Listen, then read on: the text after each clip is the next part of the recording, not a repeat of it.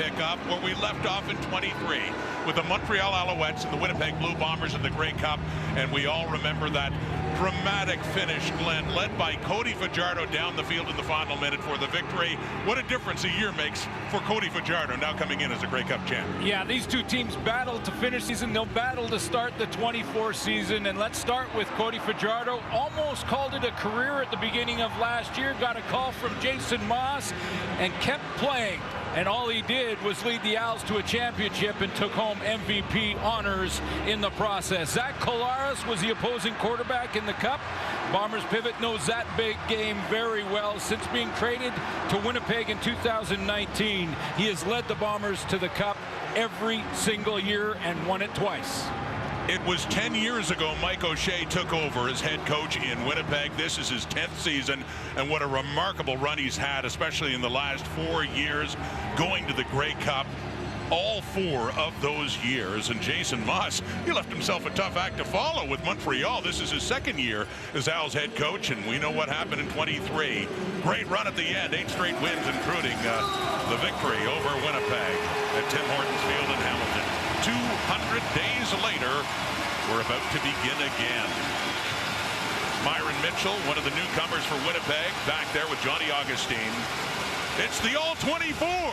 From here on in, a new CFL season is underway. The kickoff by David Cote from Montreal, and it is the newcomer Mitchell with it. Big return for him to get it started. Janarian Grant leaving Winnipeg to sign on as a free agent in Toronto. Think about that trade back in October of 2019 with the Argos. Zach Collaros becomes a Winnipeg Blue Bomber, has led the Bombers to the Cup in every single season since starting at quarterback here, and threw for almost 4,500 yards last season. That was a career high for Collaros last season in terms of passing yards. 33 touchdowns to 15 picks. So Winnipeg taking the ball first after Montreal had won the toss and handing off. So along the ground to Brady Oliveira. We saw that a lot last year. So a first carry right away for the CFL's leading rusher in 23. Leading rusher behind a good offensive line. Had to make a couple of changes. DeMarcus Hardrick at right tackle, no longer with the Bombers. Eric Lofton will take that spot, and Brady Oliveira led the way with that group, running behind that O-line, and was the outstanding Canadian in the 23 season. He had over 1,500 yards in terms of Canadian running backs, second only to John Cornish in CFL history for a single season. So it's a 2nd and 8 now after that 2-yard pickup, and that one he does not hang on. That's intended for Nick Dembski. So a 2-and-out to start for Winnipeg here in the season opener. Boy, that the Montreal defense was underrated, I think, last year through that stretch of 8-game win streak leading into the playoffs and winning the Grey Cup. I mean, everyone talked about Cody Fajardo, good offense, big play receivers, but that defense really turned it on in the second half. Jamison Sheehan in his 2nd year, the punter for Winnipeg, standing just outside his 30. Watch James Letcher. He got a chance late in the season. He made the most of it for the Alouettes. And taking off here to the left. Good coverage downfield with a flag coming out. But good tackle and special teams there by Brian Cole. See him in the defense, not necessarily in the starting lineup, but for the Bombers, but we will see him at linebacker with Shane Gauthier, with Adam Bighill out of the lineup for this one. During the return, illegal block, Montreal number 29, 10-yard penalty, first down. There he is, the Grey Cup hero, Cody Fajardo. Cody Fajardo, Grey Cup champion. Talked to him this week. He liked the sounds of that. What a finish to that game last year to wrap up the season in the championship. Final minute, drive and throw to Philpott for the touchdown. Here we go on first down, and it's a sweep to the right inside, and that's Tyler Sneed, who's in his 2nd year, who also had a big playoff for the Alouettes. So let's take a closer look at the Montreal Alouette offense. Yeah, a little bit younger up front, but you look at that offensive line, Justin Lawrence will be the guy that keeps it all together, at least early on in the season. The interior of that O-line intact. And no Austin Mack. That was #1 receiver for Montreal. He's in the National Football League. Charleston Rambo takes over for Mack. On the right hash now, and they're opening drive at a 2nd and 5 at the 20. Fajardo at a shotgun with time. And he completes it shy of a first down. And that is the aforementioned Charleston Rambo, the newcomer, playing in the boundary wideout position. So can he do what Austin Mack did last year in his first year with the Alouettes? Well, started his college career at Oklahoma and then ended up at Miami, played in the Cotton Bowl, was a very good receiver in Division I football down south. Big shoes to fill, filling in for Austin Mack, but boy, Montreal, although every team at this point coming out of training camp likes what they got. They come out of training camp, they go, you know what, I like our group, I love our group, I think we got a big play group. And they're all undefeated.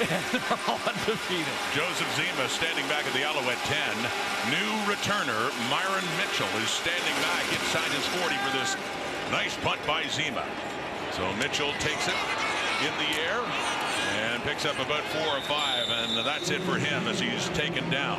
Zach Collaros 2 and out in the first possession, coming back on again.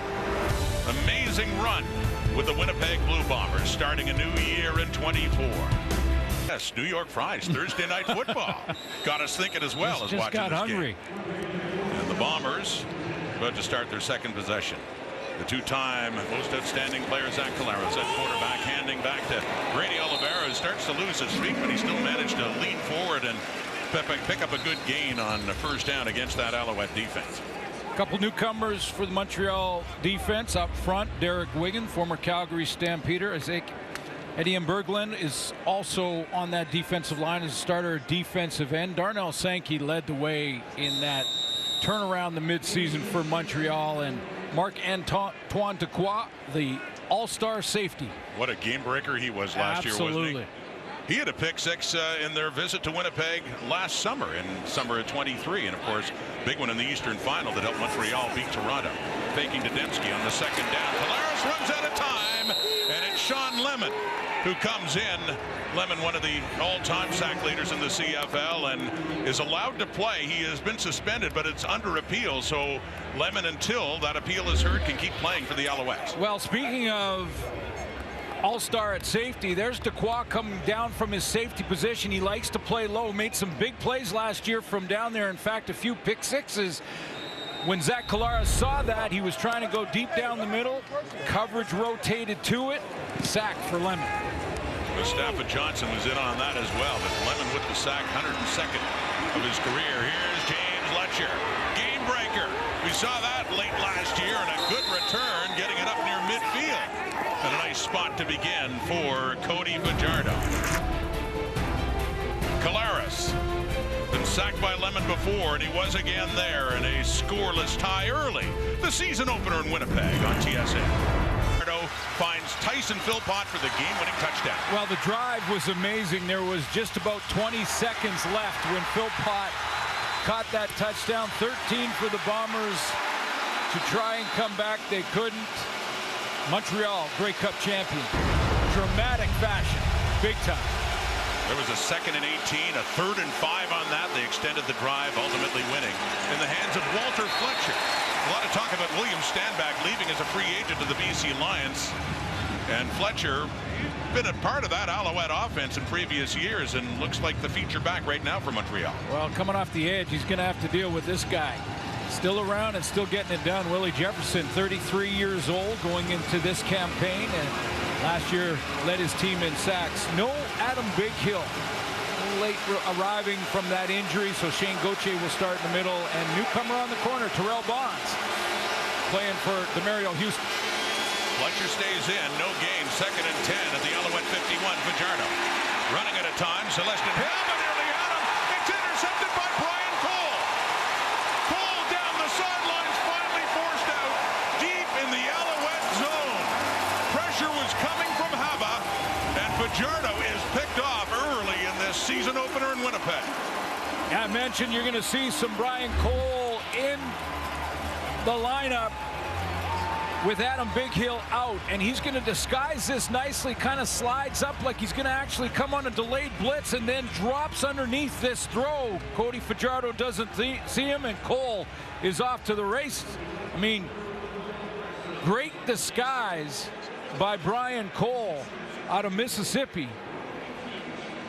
Third year now with the Winnipeg Blue Bombers, and is going to get some playing time with Bighill out. Turnovers were huge for the Alouettes in their playoff run. Against them now, it's first down. And that one, just the shoe tops of Kenny Lawler, who can't hang on to it. Big moment for Brian Cole. As you said, trying to find a spot as a starter in this linebacking core for Winnipeg. Well, and he can move around. I mean, he's a linebacker, but he's one of those tweener type linebackers, free safeties or strong safety. Played both positions in college at Mississippi State, so he can fly around to the football and disguise that nicely. On the incompletion is 2nd and 10 now. The Montreal 20 set up by the Cole interception. Collaros, and that one low and caught. Not enough for a first down, but Lawler does hang on to it, and it gets them closer inside the 15. Well, how close? See, the spot of the football is, you know what Collaros wants to do. Yeah, first decision of the 24 campaign for Coach Mike O'Shea. Closing in on a pretty good milestone in Bomber history. And on comes Chris Streveler in relief of Zach Collaros. Circa 2019, remember when they had these two quarterbacks. Streveler, his first game back since they won the Grey Cup 5 years ago. After some time in the NFL, and he is known for this situation. Great running quarterback as he keeps it. Right side, pushes through, and it looks like he has enough. Down to the 10. To keep the football in Winnipeg 10. Now, they needed 2 yards, so the Alouettes might disagree. We'll wait on a measurement here. Well, they were moving the chains. Yeah, the signal is first down Winnipeg. Yeah, they were moving the chains without even measuring. And I think the Owls thought that there was a fumble at the bottom of this pile. Remember how effectively Winnipeg used Chris Streveler to complement Zach Collaros late in that Grey Cup run in 2019. He had, for a time, been the starting quarterback for the Bombers earlier that season and started his first 3 games in the CFL back in 2018. So a welcome back for Streveler, getting the first down. First and goal, right at the 10. Play fake, ends in a block. No, too far. Intended for Dalton Schoen, who led the Canadian Football League last year in touchdown catches with 10. A play fake to the leading rusher in the league can really influence the defense, and I think Zach Collaros thought he had something here with this corner route, and just he's got some outside leverage. That ball just thrown a little bit over that right shoulder. Dalton Schoen had a shot at that. Pretty good route. Lawler to the left, Wolotarski off to the right, throwing again on the second down. Pump fake, stepping up, looking to the left for Lawler. Oh, not quite, a bit too far, and nearly at one of those patented Kenny Lawler catches that he has done so many times leaning back, but just couldn't get his hands on the ball. Well, the pump fake opened up Kenny Lawler, and they were on the same page right up until the final throw. I mean, right up until when it left the hand of Zach Collaros. Look at the route. First of all, it's a little dig route, and then they adjust on the fly, a pump to go to that corner. And once again, the ball just gets away on Collaros, just inside shoulder, and Kenny Lawler almost came up with it. How many times have we seen him actually come down with those ones? 17-yard try now for Sergio Castillo, who made over 90% of his field goal tries in 2023. He's 1 for 1 in 2024. So points off a turnover. Not a touchdown, but it was that close. Instead a field goal, but it's 3-0 Winnipeg leading the Alouettes. A trigger for his players and coaches to remain fixated and focused on title number 9. For instance, there are 9 steps in the stairway in the players' private entrance leading to their practice facility at Olympic Stadium. And so as the season unfolds, in moments of success where number 9 is significant, they'll keep bringing that up as they try to develop a common mindset to solidify their drive for another championship. Rod? So John, grind for 9 after be great for 8. And wouldn't you know it, last year, by mid-September, they were 6-7. They won 8 straight games to win the Grey Cup. And their 8th title. Fajardo throwing, and a little in behind Tyler Sneed. He takes a pop as well as that falls incomplete. Well, both these quarterbacks that, are both, you look at their hands, they're going to have Grey Cup rings on those hands. Both these quarterbacks a little bit off to start this game. I mean, Zach Collaros had a couple of open receivers in the end zone, missed them both. And this one, as you mentioned, Rod, just a little bit behind the target. These guys will get locked in, but can give Cody Fajardo a little bit of a break when he's got a guy coming downhill on him. The Alouettes again in a 2nd and long. It's 2nd and 10 now. Pressure's coming. Fajardo gets rid of it to the right. That is caught by Sneed. And they rule it a catch. Tyler Sneed in his 2nd year out of East Carolina. What a find he was for the Alouettes last year, and a big catch for a first down there. Well, that's what I mean about Ruling out of field is a catch. That's what I mean about it won't take these quarterbacks, these veteran quarterbacks, very long to get locked in. That was a very accurate throw to the sideline. Just needed 1 foot in bounds, and it was a catch. And back to Walter Fletcher now as Montreal quickly runs another play. This is a long throw in Canadian football to get it from that far hash all the way to the sideline and be that accurate on the throw. It won't take them long. And 1 foot in. Nice catch. And a gain of 6 for Fletcher in the ensuing play. So a 2nd and 4 in Bomber territory after the Alouettes' first down of this game. Lots of time and a deep look. Fajardo. Coverage is there from the new corner. Terrell Bonds, who's covering Rambo, and that falls incomplete. 3rd down coming up. Are you saying Bond versus Rambo? Bonds versus Rambo. Who do you like in that matchup? I mean, Bond's got Q. He's got the gadgets. Rambo's a fighter. I mean, he's not going to give up.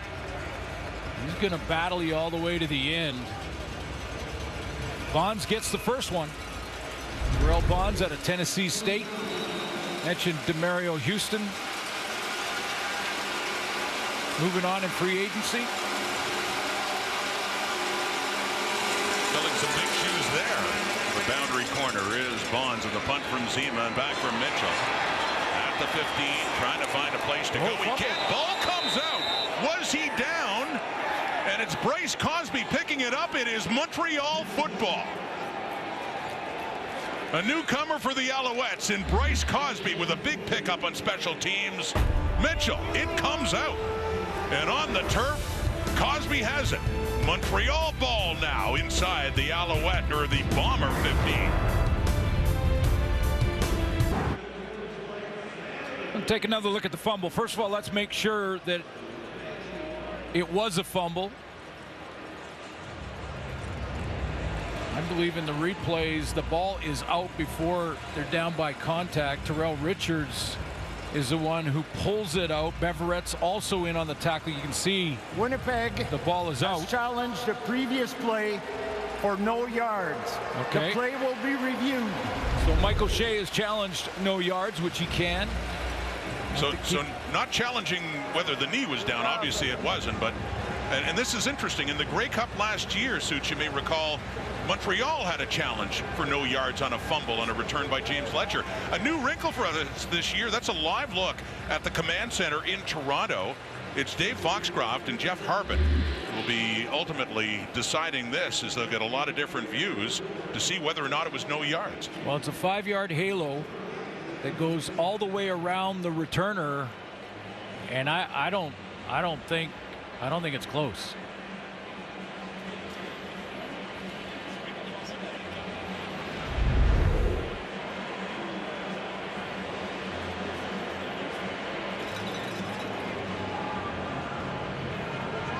And so O'Shea's challenge for no yards. They've looked it over in the command center. Is it Montreal ball deep? Here's the announcement from referee Andre Proulx. After review by the command center, there was no infraction for no yards on the play. There was a fumble recovered by Montreal. First down, Montreal. Winnipeg lose their challenge and a timeout. So Alouette football, mentioning again, Glenn, what we're showing you now, a live look inside. Dave Foxcroft is there, Jeff Harbin, and the crew in the command center making these key decisions. We're going to take you right into the command center, and we've got two longtime veterans in there. Get the good work, guys. Alouette ball, deep, bomber zone, that is caught.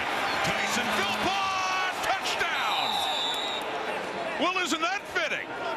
First touchdown of the 2024 season is scored by the guy who had the last touchdown in 2023. Fajardo to Philpott again. Well, first of all, whenever you get a turnover from your special teams or defense, you want to get back and go right after the opposing defense and take care of that momentum, keep it with you, and score on offense with the major. The Montreal Alouettes get that done in one play, and yeah, it's the hero from the Grey Cup in the final seconds of that one, getting started early in 24.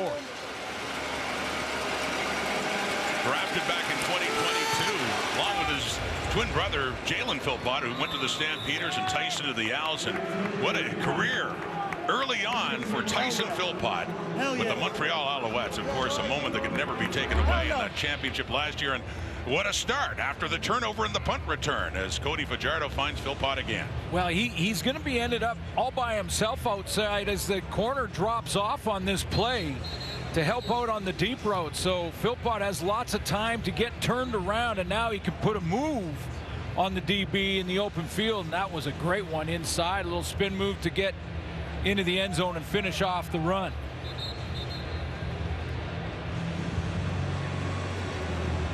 Tyson Philpott. What an enjoyable offseason I'm sure he had, as did that man, Cody Fajardo, as they're the first to find the end zone this year. And a 7-3 lead. All the points scored off turnovers in this game so far. Just under 4 minutes to go until quarter time. And back for the kickoff, Myron Mitchell, who had coughed up the football just moments ago, leading to that Alouette TD.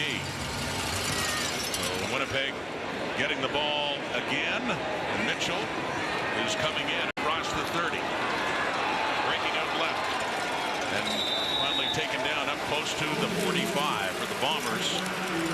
Now trailing by 4 here in the season opener. Well, just like Cody Fajardo, it won't take Zach Collaros long to get locked in and get that accuracy back. A couple misses inside the red zone in the last drive and in the field goal. But he'll get there.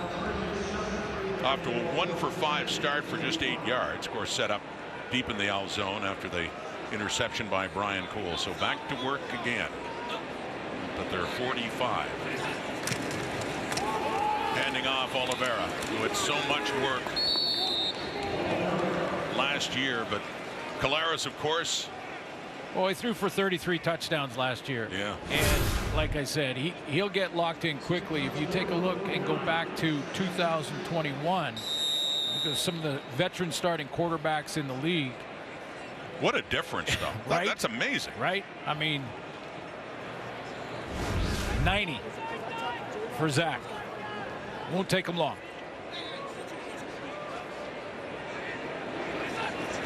Second and 6. Heat's coming. Gets rid of it. Wanted Dembski. Still looking for his first catch in 2024. Coverage is there. Incomplete. 3rd and 6. And the punting unit coming on again for Winnipeg. 1,000-yard season for Nick Dembski. So much more than just a gadget guy now. And Zach knows it. I mean, you saw it after his reaction after the missed touchdown throw to Lawler. And that reaction to go right over to Nick Dembski and just say, hey, I'll get locked in. Don't worry. The punt by Sheehan and off to the left, and it is out of bounds, and it's got to be inside the 15 if it goes out of bounds. Otherwise, it's a penalty. You see the flag coming out against Jamison Sheehan, the Winnipeg punter. So that'll move the Alouettes for a fresh punt start. out of bounds. Winnipeg number 18. 10-yard penalty will be enforced from where the ball went out of bounds. First down. Better field position for the Owls. Think about the start of last season. The Alouettes went through new ownership, and they had to put together their team, lost some free agents in the process, and then you know, they started out in that first 13 games at 6-7, but what a finish. Made a couple of moves, and you know, at the time you knew they were good football players when they brought in Sean Lemon and Darnell Sankey at middle linebacker. You know, that just strengthened their defense. I know Sankey did a big inspirational speech with the team saying, you got everything you need to win here. Let's go get it done. And man, did they ever. Sankey hasn't lost a member of the Alouettes. They brought him in. What a difference. Running it now.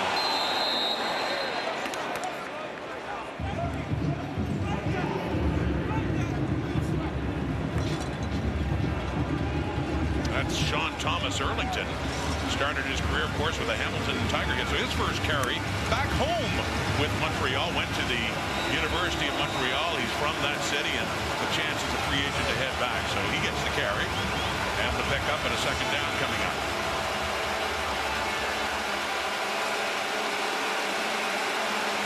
Missed much of last season with injury. Played in only 11 games. Had just 88 yards rushing. Second down. Fajardo to the right. It is caught. It's close to a first down. Charleston Rambo, one of the new receivers for the Alouettes after the departure of Austin Mack. And Rambo is very close to an Alouette first down. Well, he knows where the marker is, and that's important because he's going to stop up right in front of the marker and then just lunge forward. He knows exactly where it is to get it right against that first down marker. 3rd and inches, and Fajardo stayed in for that play. Sometimes they will, when they're not in as much a hurry, go with the short yardage quarterback, Caleb Evans, but they quickly move it and get the first down, so the sticks do move for the Alouettes. Hey, Blue Bombers going with some young corners here, and they're getting tested. Cody Fajardo going right after him on the outside. Terrell Ford, number 30, and Terrell Bonds on the other side. Tyrell Ford and Bonds in the boundary. Here we go on a 1st and 10. Handing off Walter Fletcher. And left side gets it up closer to the 50 in his 4th year at a Ball State. Went to Edinburgh College before that. Under 300 yards rushing last year, of course, when the Alouettes, the feature of the running game was William Stanback. Now, Tyrell Ford is not, you know, a raw rookie. He's in his 2nd year, but he's not much playing time. So basically a rookie out there. And then on the other side, Terrell Bonds, as we've already mentioned, he's got that one knockdown or that one good coverage down the field. But when you get done game time, training camp is one thing. For corners in the game, they're backing up. In the Montreal 48, they have Fajardo. He gets away for a moment, and then he is taken down. New addition to that defensive line, Devin Adams. The other 94, remember, it used to be Jackson Jeffcoat who retired, and Adams getting in on the act here. Well, he gets there, but the guy who causes the problems is Willie Jefferson off the edge. He comes around the corner, takes a long way, and if you want to help out young corners, you know what you do? You get pressure on the quarterback. That's what Willie Jefferson gets it done right there. Flushes Cody Fajardo up into the middle. Last play of the quarter and a punting situation for the Owls. Joseph Zima down near his 30. So Myron Mitchell. Bounces just shy of the 20, picks it up and is taken down immediately on the special teams coverage by Crevon LeBlanc. Princess Auto Stadium in Winnipeg. Game 1, 2024. 1 quarter in the books. Points off turnovers. Bomber field goal, and then the touchdown by Tyson Philpott in a 7-3 quarter and a 7-3 Alouette lead. It is the first quarter of the season, Glenn, but you do notice Zach Collaros 1 for 8 for only 8 yards. Not the kind of stuff for numbers we're used to seeing from him. Yeah, you know, Cody Fajardo missed a throw or two, and most of the time offenses are a little bit behind the defenses to start a season. But yeah, Zach Collaros is off. He was off in the first quarter, missed some throws, had a chance for a couple of touchdown throws that he missed, one to Dalton Schoen, one to Lawler. So, you know, I don't think it's going to take long, but let's call it like it is. Zach Collaros is off in that first quarter. Cody Fajardo's hasn't been perfect either. He threw an interception that led to the Bomber field goal. Then it was a fumbled punt return that led to give the short field to the Alouettes.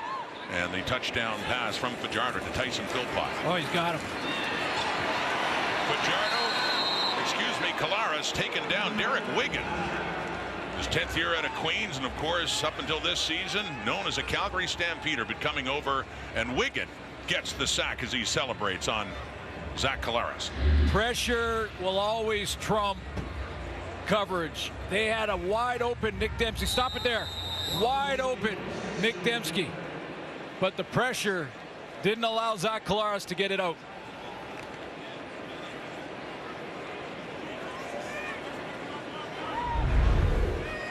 Didn't have time to get it to him. Fucking want me. So dumps it off to Oliveira. And he keeps his feet and gets some of that back, but not nearly enough. It'll be punting time for Winnipeg after now 2 sacks by the Alouettes on Collaros early in this game. I think that pressure on Zach Collaros has been, you know, in the first quarter, a couple of those touchdown throws that he missed, I didn't see a whole lot of pressure there. But remember, there are some changes up front. Liam Dobson playing for Jeff Gray at guard. And we mentioned Eric Lofton playing for Jamarcus Hardrick. It's a Saskatchewan Rough Rider this year at right tackle. The punt by Sheehan. And off to the left, but taken by Letcher, and a flag does come out. And catching the football, looks like no yards coming up here. So this is game 1. Week 1 will continue tomorrow. McMahon Stadium in Calgary, and look who's back. It'll be the first return for Bo Levi Mitchell as a member of the Hamilton Tiger Cats to take on his old understudy, Jake Mayer. That's Friday Night Football on TSN. Tomorrow you'll be off to McMahon Stadium for that one. Yeah, I can't wait. I mean, it feels weird that Bo is this first time back in Calgary. But boy, some great memories there. I had a chance to talk to him this week, and looking forward to that game tomorrow night. Jake Mayer, by the way, looks good. Really worked on the physical side of the game in the offseason. Stamps looking for a bounce-back season with the new yards. Montreal starts inside the Winnipeg 40. Play fake, deep look, end zone, coverage there for Keon Julian Grant. No, that close as he got a little bit in behind, but just could not hang on and was running out of room as well. You know, I think that's a great recovery by Tyrell Ford, the corner. We talked about these young corners, but you're going to see this deep post. It's layered. Philpott on the crossing route, and Julian Grant the deeper post, but a good close from number 30, Tyrell Ford, and he just pulls that right hand down. Doesn't allow the catch. He's battling out there. The ball is at the Winnipeg 38. The Alouettes lead it 7-3. Second quarter. Fajardo. He takes off. Couldn't find anybody. On the run. Down inside the 30. And depending on where they spot this, it could be a first down on the legs of Fajardo for the Alouettes. You know, don't forget that this is a big part of Cody Fajardo's game. Getting out and running for a first down. He's a great athlete when he gets out in the open field. You think back to last year's playoff run and the Grey Cup, big run in the Grey Cup for 13 yards on second down when they had 2nd and 18 in the final drive. But he rushed in that postseason for over 100 yards total. The new defensive coordinator for Winnipeg is Jordan Younger. Richie Hall has stayed on as a defensive assistant, getting tested now at the 28 of the Bombers. And another deep shot. And Terrell Bonds is the closest to it for Winnipeg. They had the coverage there on Tyler Sneed. It looked like Bonds wanted a flag for OPI there. Well, there is no question that Jason Moss and Cody Fajardo have looked at the depth chart and said, hey, we're going to take some shots on these young corners. Terrell Bonds in excellent position, looking back to the ball, not allowing Sneed to get through him to get to it. In fact, he wanted OPI, as you mentioned, but these two young corners are getting a lot of work. They're going to test them. 2nd and 10. Montreal at the Winnipeg 28. Flags out. Dumped off. Walter Fletcher. He cuts back, and a good run after he catches it. Looks like it's close to another first down. Maybe, but it may come back. It looked like that flag was in the backfield. Love the call on 2nd and 10 to go screen, especially in plus territory when you're in field goal range. by Jason Maas. There are 2 fouls on the play. Offside, Montreal number 85. Roughing the passer, Winnipeg number 45. Wow. Will go 10 yards from the previous line of scrimmage. Automatic first down. So despite the offside against the Owls, they benefit overall 10 yards further up the field and a first down. Getting that edge rushing position. Yeah, a bit of a high shot too. It looked like he got his hands up in the head area of Cody Fajardo. But he was trying to get to the ball, but you got to control where your arms and hands are, and you can't hit the quarterback in the head. Celestin Haba flagged for that. First down now inside the 20, swinging it out. Fletcher. And again, good yardage after the carries. He has a long pickup on that first down. Second and short coming up for the Owls. Cody Fajardo was saying to us this week that he feels so much more comfortable this time than he did this time last year in this system with Jason Maas. It can be difficult to learn. But they were even working on it Grey Cup week, working on the playbook, working on the offense. Yeah, I mean, they worked on it all season long. And when they came into training camp this year, way ahead. And now just looking at the nuance of the playbook rather than the actual plays and the execution of it. And I think it shows. I mean, they have a game plan clearly to test the young corners, the Bomber defense. They've gone deep a couple of times out there, but going back with screen pass and some hitches to try and bring up the linebackers. The game plan, a nice one. It looks like Cody Fajardo real comfortable in it. And he got the first down, too. So a first and goal. Jeshrin Antwi is in the game. The Montreal running back, along with Sean Thomas Erlington. It's given to Thomas Erlington inside the 5. Second and goal coming up, but they're down to about the Bomber 3. Knocking on the door. Just another reason it was such a remarkable finish to the year, and the Alouettes such underdogs going into that Grey Cup championship. They also had a bit of a chip on their shoulder for tonight, not playing this game at home. They figured they're the champs. Yeah. They wanted to start at home, so yeah, I mean, hey, the us versus them stuff has been working for them so far. It certainly did last year. David Dallaire, the fullback, is in. Walter Fletcher, too, as they substitute running backs now. And a second and goal. Winnipeg 3. Fletcher, 3-2-1. And no signal as he got close. And a third down is coming up. And very short. He got it down inside the 1.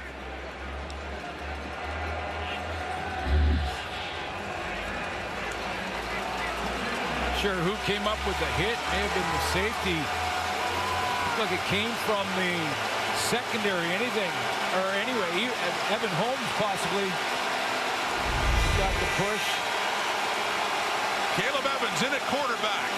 Third down, Evans, left side, turns around, touchdown. Flag is out on the Evans touchdown. Remember Caleb Evans in the Grey Cup last November, late in the half, when the Bombers defense denied him and kept it a 2-score game heading into halftime. You got to find out what the flag is first.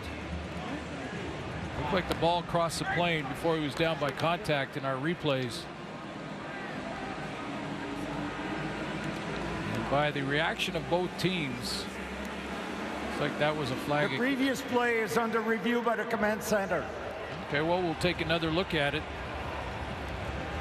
So waiting on word from the flag. The Bombers, to your point, are setting up for a point after. David Cote is out.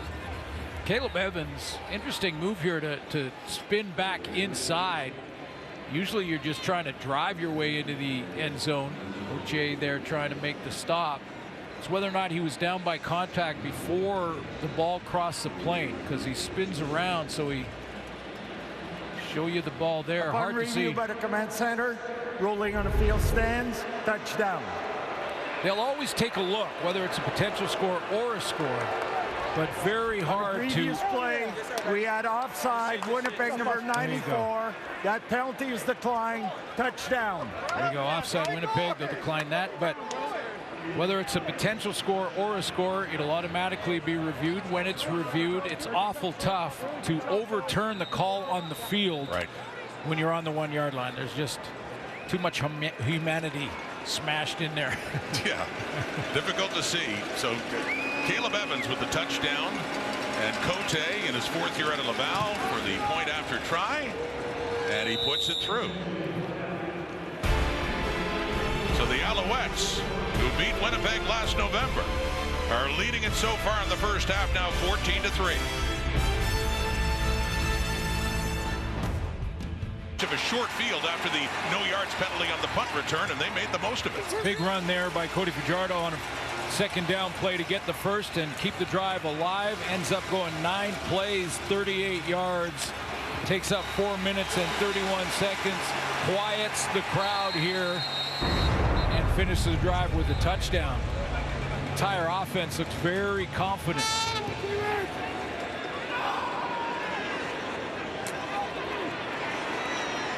Myron Mitchell on the return, and Winnipeg's in an early hole as he's hit hard right around inside the 30. So Collaros will come back on a beautiful night in southern Manitoba to kick off the 2024 season. Open the doors of those boats, and those guys hit the beach.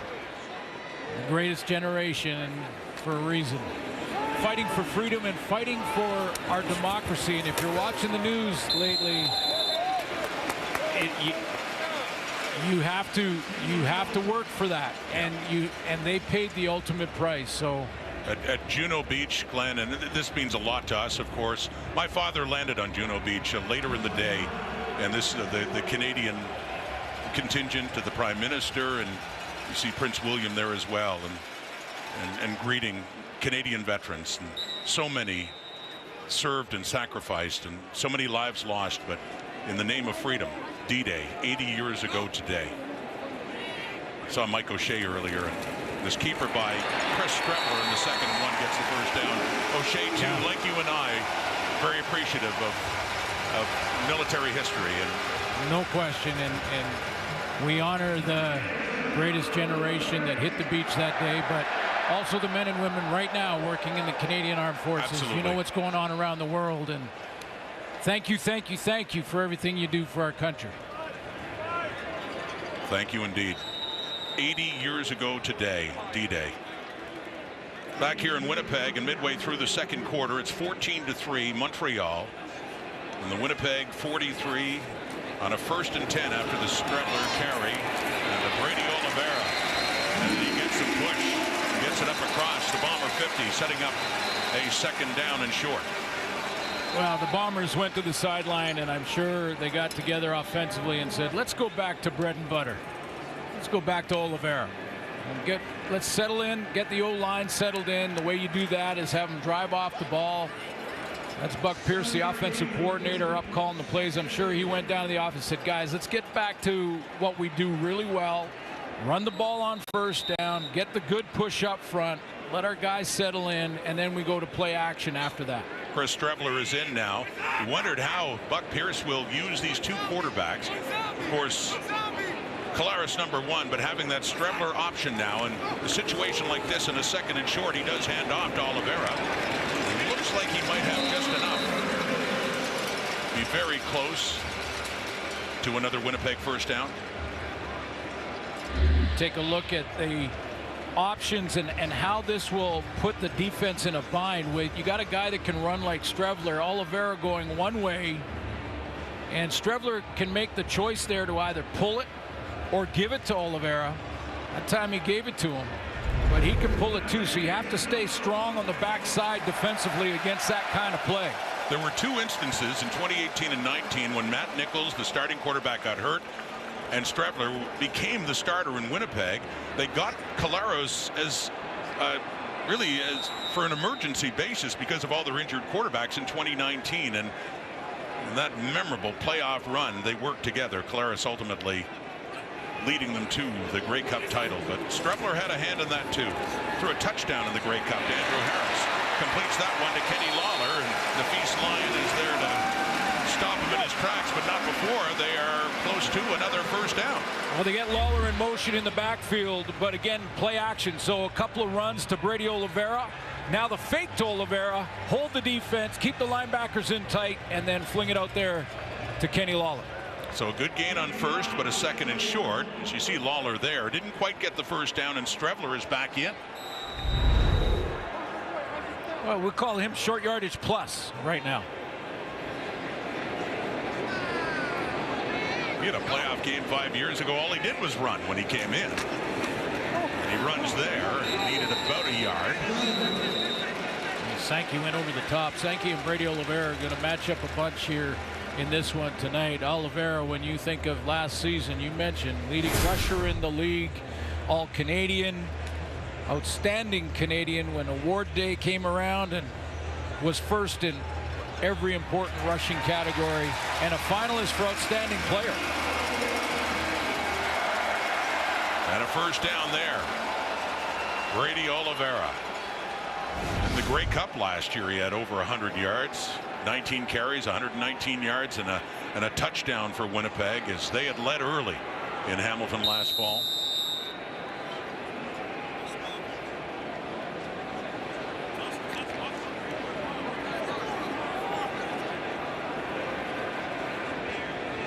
Strevler had come in, got the first down.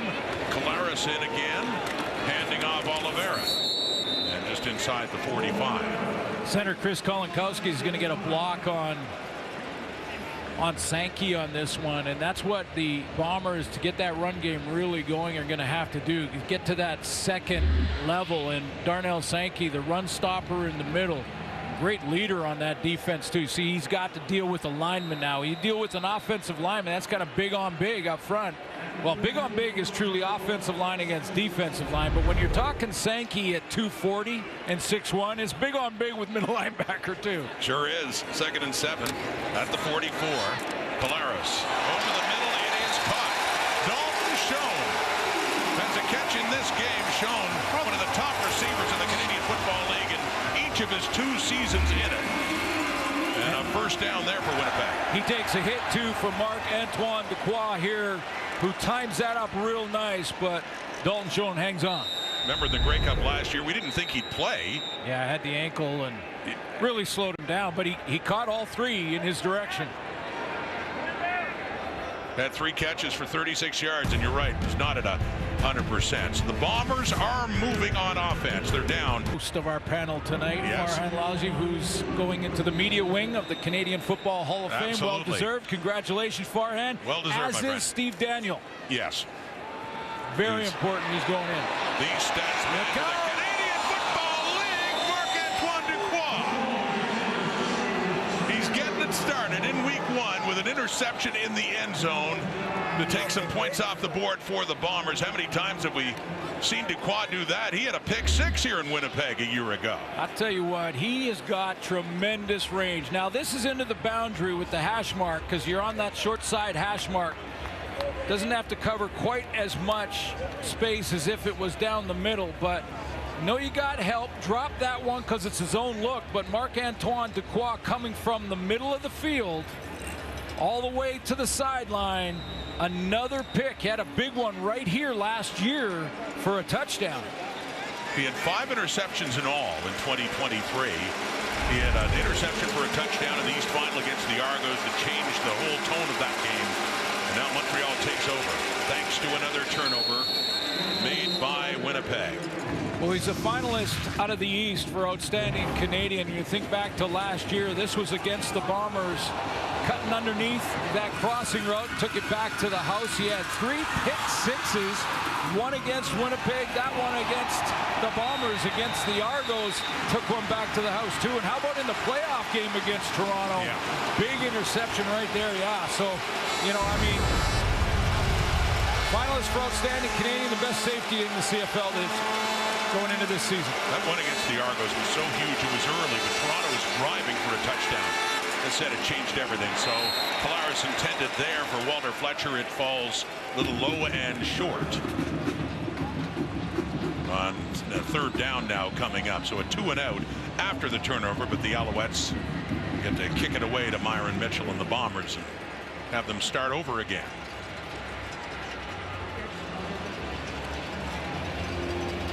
A little quiet.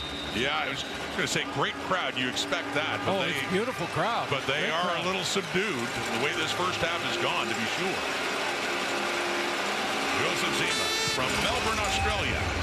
And angling it off to the right, which he does so well. It bounces back. And Mitchell has to track it down. He does, just inside the 20. Or he is taken down, and defense coming back on for Montreal. The Alouettes. Shout out to our friend Dave Moyer, who's watching in Calgary. Dave has been doing stats for the CFL on TSN for decades, and we wish you could be here, and we wish you all the best, pal. Yeah, battling cancer right now, and keep with the battle, big boy, because you got your whole team behind you. All the best. Get well, Dave. That's his nickname. He always comes, hey, big boy. Big boy always says it. Yeah. So you take care, and we'll see you later this season. Chris Streveler in now for Winnipeg.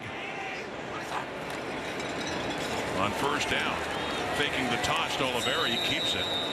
And so we'd seen Streveler earlier in second and short situations, this time coming in on a 1st and 10 as Buck Pierce continues to mix it up in that Bomber offense. Well, you know, it's the idea there, I think, for Buck Pierce is get into second and medium. You know, need to string together some first downs, because this is a half of football for Zach Collaros that I have not seen in probably 3 or 4 years. He's just off, and it's, you know, not just him, it's a whole unit, but 5 for 11, 46 yards and a pick, and the 2nd and 5, he completes that one. And that's caught by Kevin Clarcius, one of their top draft picks. Clarcius coming out of UConn. He's from Montreal and gets his first CFL catch there. It looks like a big boy in that corner. Clarcius sounds like a Roman emperor. Kevin Clarcius. Well, to hear Marshall Ferguson talk about him on our CFL draft coverage, he had the strongest grip. They do measure grip strength. Yeah. And Marshall was saying he tested more than any lineman, more than anyone. And the thinking being special teams, yes, but who knows what kind of a talented CFL receiver it could be too. So the Bombers have to get their offense on track, and you know they had that little spurt there where they got Brady Oliveira involved, got the run game going, went to some play action, hit Lawler. I think Zach Collaros went 4 for 4 in that little span, and then threw the interception. So interception, the timing looked off, and obviously the throw as well. But great play by Marc-Antoine Dequoy on that one. Clarcius in, and he's out wide right. 2nd down and 6. Collaros looks off to the left, and it's caught. It's another first down. Drew Wolotarski was his first catch in 2024. Wow. Some heavy trash talk in there. After a first down catch. Trying to get himself fired up. 1st and 10 at the 51. Faking to Oliveira, dumping it off to Nick Dembski. So he has a catch across midfield too in that first down play, setting up a 2nd and short. As the Bombers are in tempo, they are up at the line right now with under a minute to play here until halftime. Been a better play, but Ruffin came on the blitz. He's coming again off the halfback. 2nd and 3 on the ground. Oliveira, first down, driving down, and more impressive look from this Winnipeg offense finally now as they get it close to the Alouette 45. Grab a little momentum. Just their offense kick-started here just before the half. And get a chance to maybe call a couple plays in the huddle with an injury to one of the Alouettes. It's Richards. Tyrell Richards, who Montreal's visit. We talked about Duquoy having a pick 6. In the opening possession for Winnipeg, back in the last visit in August by Montreal, there was a fumble, and Richards picked it up and took it in for a touchdown.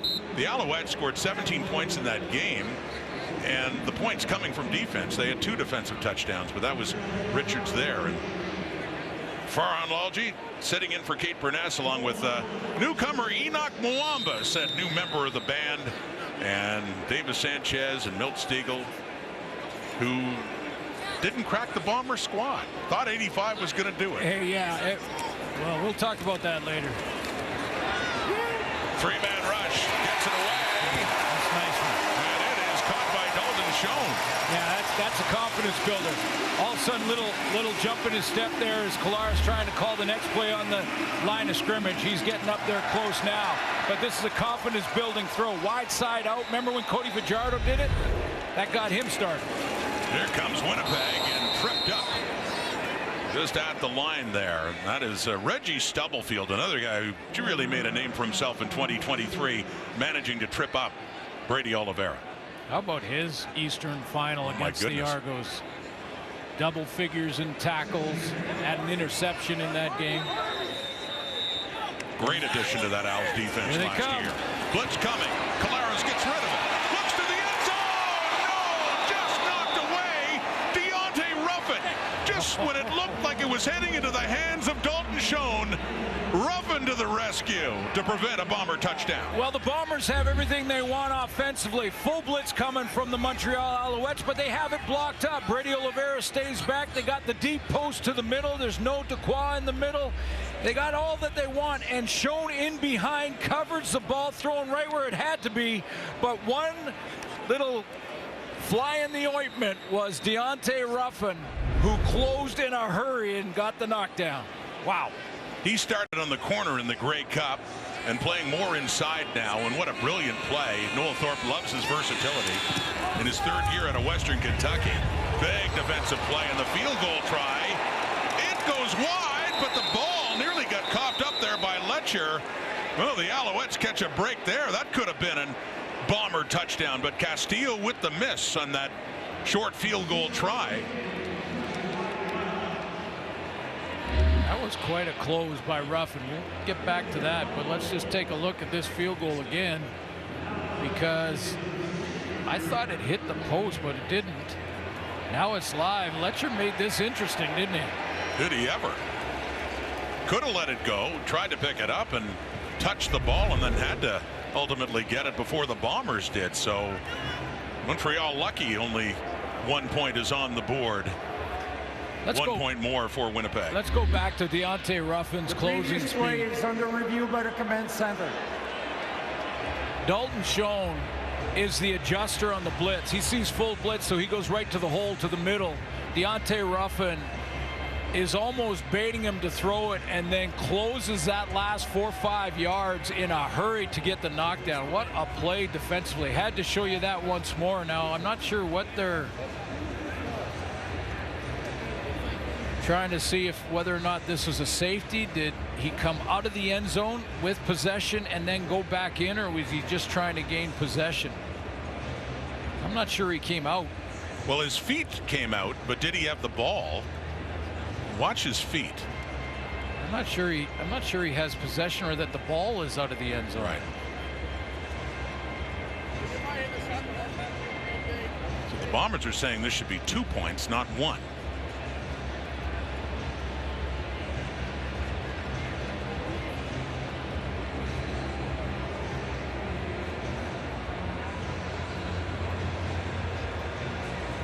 It is a safety if he's taken the ball, if he has the ball outside the end zone and goes back in.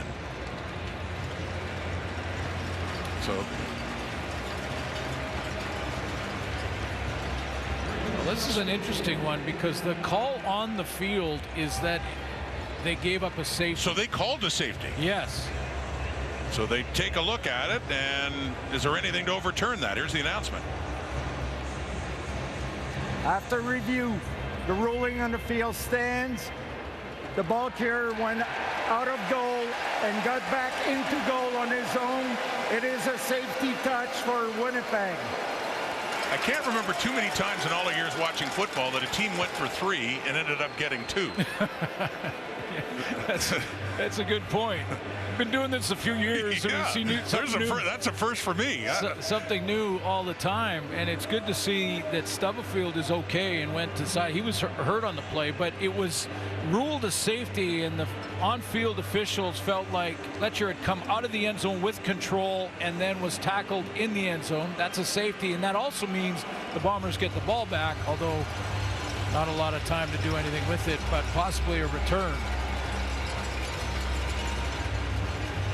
Just 6 seconds on the clock until halftime. And they are able to bring the offense on in this situation now and scrimmage. So one deep shot. Yeah, that's right. You have the option to play offense as well. So Collaros will go out and possibly take a shot, loading up the left side. Here we go. Off to the left. And just trying to work a little closer with a second to go. Dembski has it and out of bounds, so they'll have one more play to run.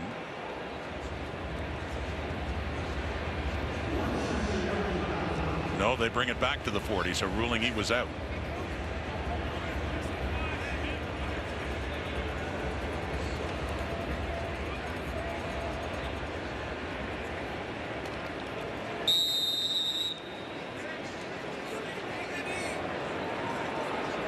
Just take a knee now. Bombers with a tidy little winning streak going in recent years in their opening game at home, but they have some work to do now as they will head to the dressing room. Halftime, 14-5. Montreal leads hard because of this. Well, we finished last season with a Tyson Philpott touchdown from Montreal, and we start this season in the first quarter with a touchdown from Tyson Philpott. Still carrying the memory of that Grey Cup winner with just seconds to go at Tim Hortons Field in Hamilton. Then he gets a touchdown in this game, and standing by now with John Lou. Would you describe the feeling of opening the season with a touchdown after ending last season in most dramatic fashion? Yeah, hey man, just credit to Cody, credit to the O-line. We're just doing what we were supposed to do. Coach drew up a great play, and then we scored. That's about it. Speaking about doing what you wanted to do, in all three phases of the game, you had execution and efficiency and rhythm. How much does that measure up to how you wanted to start this game? Yeah, it's huge. You know, we talk about being three phases of the game, and once all three phases are kicking, then we're running with it, and we're just happy that we got a lead going into the second half, and it's 0-0 coming out of here, so we'll be ready to go. Thanks for this, Tyson. Thank you. Send it back to you, Farhan. Sometimes the stats can be a little bit misleading. You know, Bombers have more first downs, more yards passing, more yards rushing, and more time of possession, and yet are behind on the scoreboard, settling for a safety and a field goal, while the Alouettes have scored two majors. Nick Dembski has one catch on 4 targets for 7 yards. Here he is now with John Lou. Nick, your offense found traction in that final possession of the first half. What can we expect to see in this second half based on what you discovered in this final minute or two? Yeah, I mean, we got to do better. That's the only answer there. Not what to expect, it's what we're going to do. We're going to come out here and we're going to play better football. Chris Streveler seemed to really pick up where he left off from his previous stint in Winnipeg, and the fans certainly gave him a warm return in that his first possession in the first half. What did you think about his first half? Yeah, I know Strev. He's physical. He wants to run that thing. He wants to talk with his pads. So it's great to have him back out here, and it's great that he's running physically like that. Thanks for this, Nick. Thanks. I like it. Just got to play better. Yeah. And that's, yeah, I'm sure they all looked in the mirror right there, including number 8, and said, you know what, we got to play better because we can't rely on just short yardage. Although that little spurt where they did look pretty good offensively, they were running the ball well on first down. Streveler was part of that series. They had a couple of drives. The second half gets underway where they were close, but just only came up with 2 points all in all. And that's James Letcher getting it up across the 35. So Cody Fajardo, 5 for 11 for 48 yards, a touchdown and a pick, getting set to start the second half. Yeah, but he took some deep shots. You know, I mean, threw a couple of touchdowns, threw one to Tyson Philpott. That was a real accurate throw to get him on track. They were really testing the corners, the young corners for the Winnipeg Blue Bombers here. There was a touchdown, a couple of runs by Cody. But those shots can pay off in the second half, can loosen up the secondary. Just 84 yards of net offense for the Alouettes, but a couple of touchdowns with short fields to work with. Handing off now to Walter Fletcher. He has nowhere to go. He has lost yardage with lots of blue coming in to greet him. Yeah, I guess. Jamal Woods, rotation defensive tackle. Watch him just step up and get in the backfield. He's back there with Cody Fajardo on this play. Pulling guard, pulled right past 91. But a lot of change in the inside at one tackle position in particular. They rotate them in. Remember Stephen Richardson a few years ago, the Stove, and Casey Sales, and last year Ricky Walker. All gone, so a change in the inside of that Bomber D. Celestin Haba trying to put some pressure on Fajardo, who gets rid of it, and wide open is Tyler Sneed. A big first down to start this second half for Sneed and the Alouettes. This is coming back, Ron. I think it's going to come back for a holding call on the edge. Holding Montreal, number 65. 10-yard penalty. Still second down. The new right tackle Josh Donovan is flagged for the hold, negating a big play for the Owls. And it was Haba. You mentioned him coming off the edge, and watch Donovan getting his right hand underneath the chin and just pulling Haba to the ground. He looked right at the ref as he saw the flag fly and threw his hands in the air.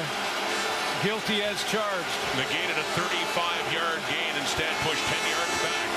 Second and 23. Fajardo flushed out of the pocket, being chased, and just throws it out of bounds. Celestin Haba's causing some problems, and he's got the punt team out there for the Alouettes. It's back-to-back plays where 45 stepped up and made a difference. He draws the holding call on first down, puts Cody Fajardo in second and a bunch. Now he demands a chip from the back in Walter Fletcher.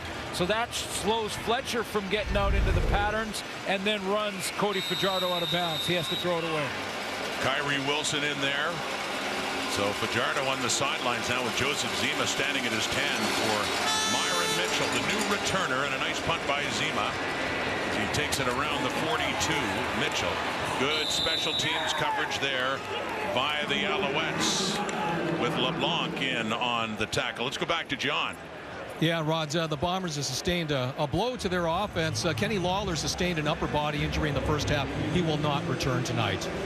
That's a big one. One of their top receivers who played only 2/3 of the season last year and still had close to 1,000 yards receiving. That crack tape crew has got the injury. That was late in the first half. Favoring that right hand. John said he is done for the day. That is caught. No. In and out of the hands of Michael Chris Ike, another one of their top draft picks taken in the second round. Getting the start at fullback and his first target there, but does not hang on. Interesting player when you look at Chris Ike, because our draft expert Dwayne Ford said in the draft show that he's like an action figure.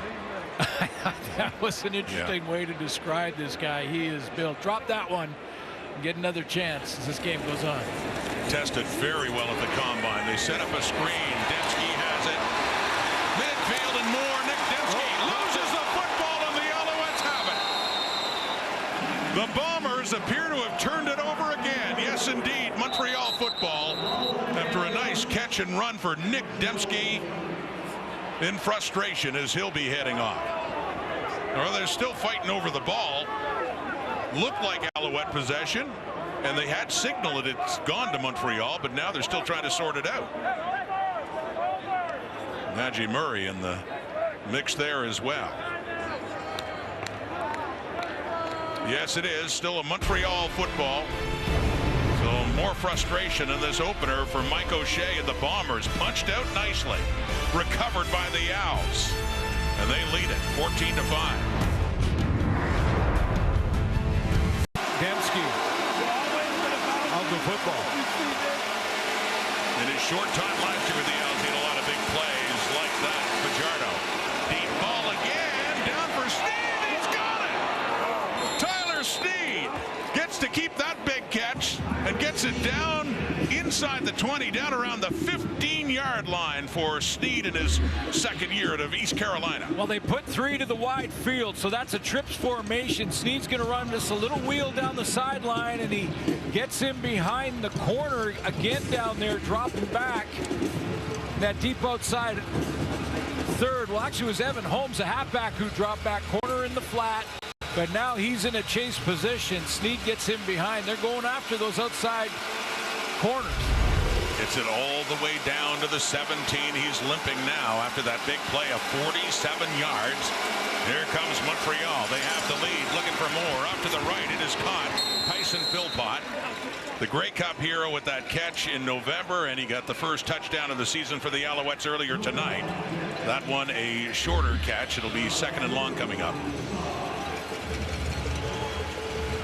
Sometimes you don't have to just throw a shake and bake move on. You can just get to your spot quickly. That was a speed cut by Philpott. He does pick up 4. It's a 2nd and 6.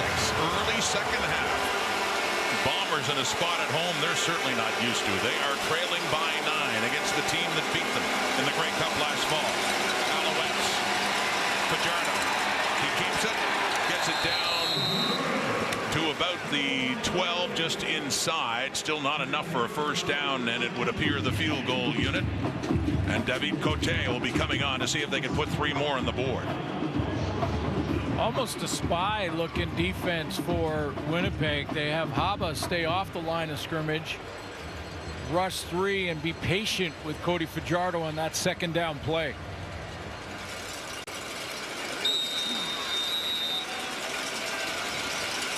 Bombers were 8-1 at home last season. They rarely lose in this stadium. Still lots of time here. Montreal trying to make it 17-5, and with Cote, pumps it through, and they do. So the lead up to 12 points. Opening night. Last 4 seasons have gone for the Winnipeg Blue Bombers, beating Hamilton in 2019.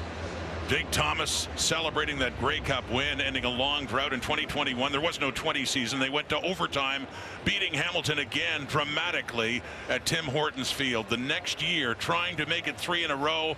Mark Leggio, the kick blocked by Robbie Smith, the Argos, stunned them and denied the three-peat. And then last year, back in Hamilton, Tyson Philpott and the Grey Cup winning catch once again, Glenn, in the last seconds, and Winnipeg is denied again.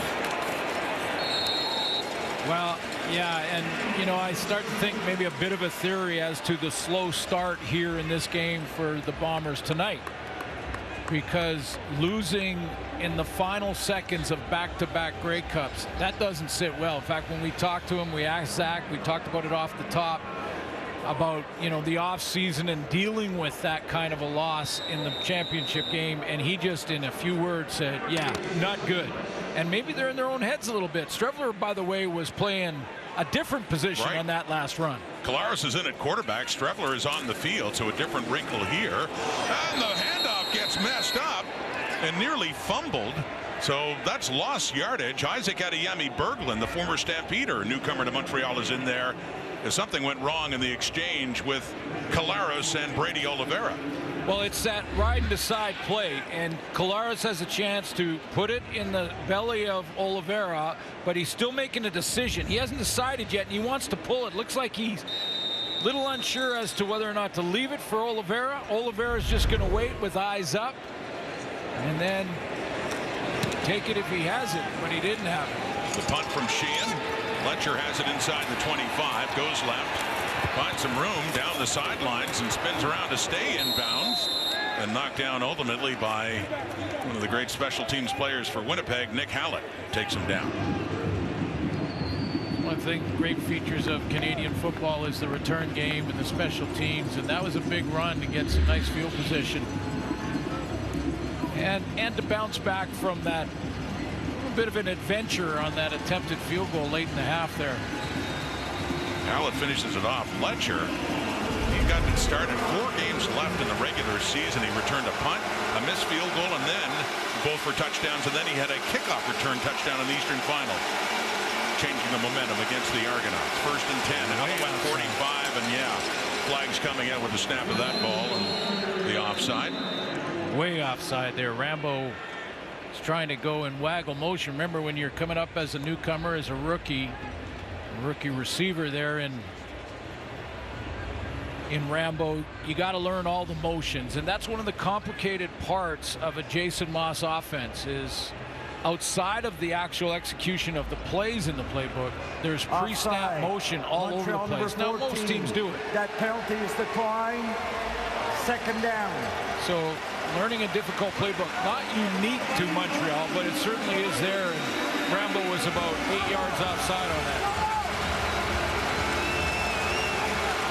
One of the new receivers for the Alouettes, and they had a bunch of them last year, namely Tyler Snead, and of course Austin Mack. 2nd and 8, 47. Fajardo completes it to Keon Julian Grant, keeps his feet, and they blow the whistle. If they say he stayed in bounds, that'd be enough for a first down for the Alouettes. It is indeed, as the Sticks are on the move.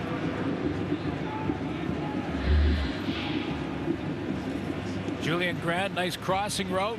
Now Fajardo, without looking at Grant, waits till he crosses through the line of scrimmage, through the linebacking core to get outside. Just stepped on the white stripe. Right there. Which was just enough for a first down. Product of St. Effects, Keon Julian Grant. His second catch of the night. 1st and 10. That is caught too. Another completion. The fullback, David Dallaire, out of Laval in his second year. And that pickup on second down, or on first down, sets him up with about 3 or 4 to go.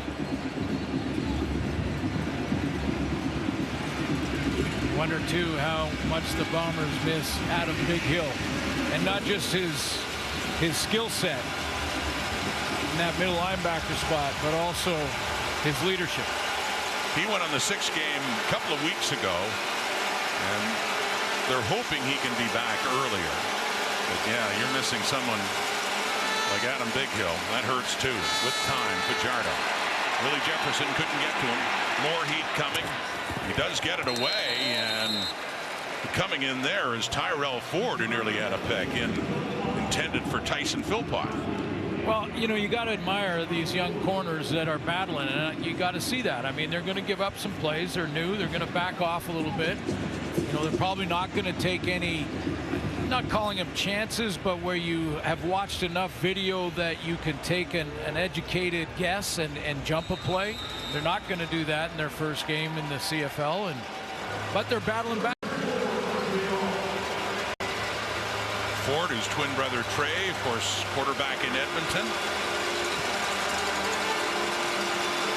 The Elks getting set to start off at home on Saturday against the Riders. Zima way off to the right. Gets a nice roll, but a little too nice as it heads into the end zone as Mitchell just watches it. He wanted to have a little spin to keep it down inside the 5. Instead, a point on the board for Winnipeg, still trailing. Women's final Saturday on TSN. So another point on the board for the Alouettes on the single on the punt by Joseph Zemas, and the Bombers take over from their 40, and it's Brady Oliveira on the carry on first down. Patience on that last run. He's getting back limping a little bit back in that huddle. Talked to him about his off-season training, and I said, how long did you rest up after a long season? He said, week and a half. That's a long time for him. And then back in the gym. Quickly to Dembski on the sweep. I think Winnipeg used this play so well before, but that time they end up shy of the first down. Just a couple of yards for Dembski. Boy, that's amazing reaction and speed from a defensive end in Sean Lemon, the veteran, to read this and take an inside pass rush move and then redirect and catch Matt Dembski. Again, if you're wondering about Lemon, who was suspended and had retired, he's appealing a gambling suspension, and until that appeal is heard, he is allowed to keep playing. So he had a sack earlier, and then a big defensive play there tonight for the Owls. On the 3rd down and 2, they are punting. Winnipeg is. Jamison Sheehan standing just inside the 35. Sails a high punt for James Letcher.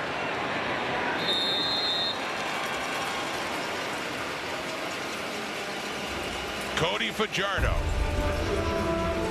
This Tyson Philpott with just seconds to go to win it. What a difference a year makes for Grey Cup champion Cody Fajardo, John Lou. Yeah, indeed, Rod. Cody Fajardo, after the rough end to his stint in Saskatchewan, said that he dedicated his first year in Montreal last season to the people who supported him and stuck by him through his tough years, primarily his family. But now that he is a Grey Cup champion, Fajardo says that this year he's focusing on validating his place in the game. And he wants to be consistent, wants to go for another championship because he feels like that'll be part of his legacy, that he's going to be considered a Grey Cup champion forever, and that's something that he felt that people didn't believe could happen for him, but he proved the doubters wrong, Rod. And John, we just saw the combination of Fajardo to Philpott again. They connected earlier for a touchdown, and of course can never take that one away back in November with just 13 seconds on the clock. Well, that drive was so good, so dramatic. Fajardo with a 13-yard run on 2nd and 18. And then with time running out to find Philpott. Unreal. Off to the left. That is caught by Philpott again. So he runs for 13 in the final drive, and you remember it well. Called it well. And then does this on 3rd and 5. Like, come on. Come on. That was just crazy. Goes deep to Speaker on 3rd and 5. Converts it, says it was his best throw of the night. It was 31 yards, and we all thought they're just going to try to get close to see if they could get a field goal to tie it. Yeah. Instead, they went for it. And that was it. That was ball game.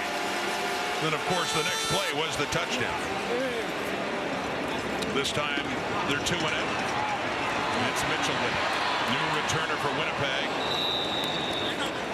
And the rookie, Jeffrey Cantaraku, drafted in the first round by Montreal on special teams, coming out of Memphis and highly regarded. He was taken 9th overall. During the return, illegal block, Winnipeg number 25, 10-yard penalty, first down.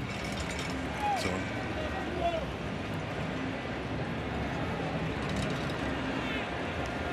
boy, one of the great special teamers of all time, the all-time leader in special teams tackles, Mike Miller, and now a coach and special teams coordinator for Winnipeg. Yeah, here's what I want to teach you guys. I'm going to put up some Mike Miller highlight reels. Go ahead and watch me cover. First guy down every time, it felt like. What a playing career he had. From the 27, first down. It's caught. Dalton Schoen with it. You know, I think it should be said that Noel Thorpe's defense tonight is one of the main reasons that Zach Collaros, a former MOP, Brady Oliveira, the leading rusher last year, and this Bomber offense has not looked normal, has not looked like a Bomber offense of the last 4 years. Part of that is the way this defense plays. They had 48 takeaways in the regular season. That was 2nd in the league. Had 4 sacks, an interception, and a fumble recovery in the Grey Cup game. And it continues. An opening night, under 150 yards, a net offense. Chris Strebler running with it there.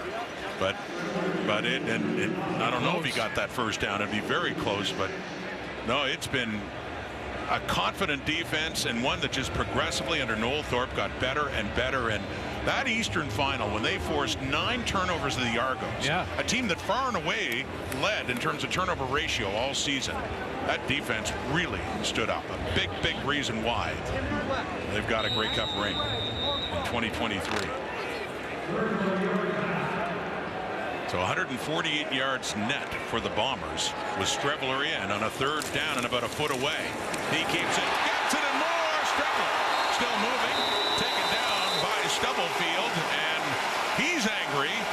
Didn't like the way Stubblefield had taken him down and is favoring his right leg. He thought he got the business as Stubblefield was on the ground, maybe twisted his ankle or something. He's limping off a little bit and was not happy. That's just a straight tackle there. Oh, it was that he was holding on in that twist late.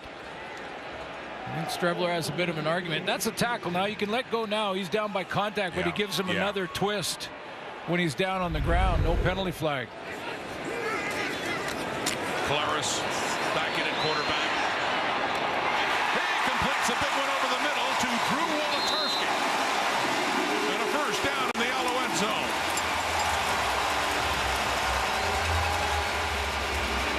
Well, you never know what could be the catalyst to bring the team together and get things going and grab some momentum, and maybe that shot on Streveler will be just what the Bombers need.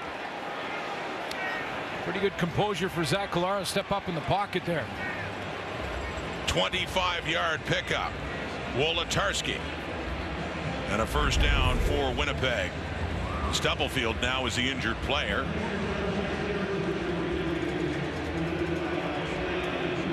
And he was the one that Streveler was so upset with for the way he tackled him and hung on after he was down. Reggie Stubblefield. Well, yeah, and I'll say Reggie Stubblefield is probably looking at supplementary discipline after that hit on Streveler, who has been limping around the sideline, is getting attended to by the trainers. Still quite upset, and Stubblefield now the one down in his second year out of Kansas State. Went to the same school as Dalton Schoen and had a great first season with the Alouettes, emerging as their cover linebacker, taking that spot after an injury to Najee Murray, and really embraced it. And he was part of that great performance by the Alouettes defense late in the season and into the playoffs.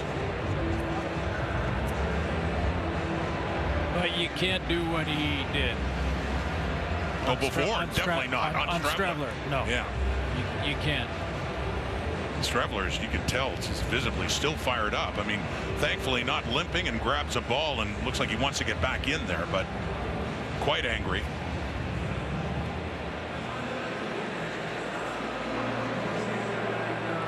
I didn't see what happened to Stubblefield.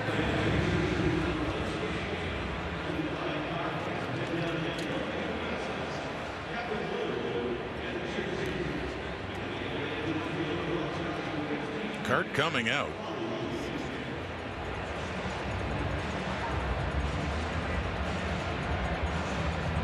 As it's Murray in there with Kebion Ento to see if they can help out as well. As it is looking at this point like Stubblefield's day is done.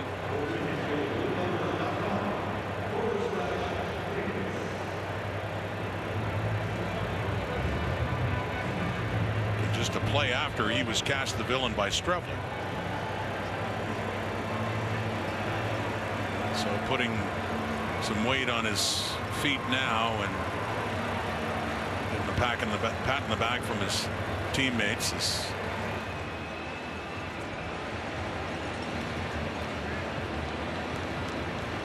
He's helped out.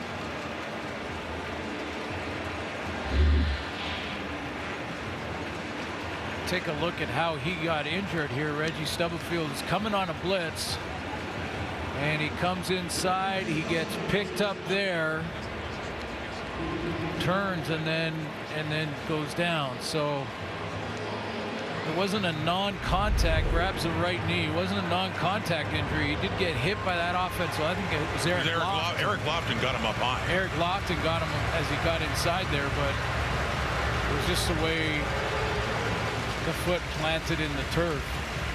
Good pickup by Lofton and a clean hit. It's unlucky for Stubblefield.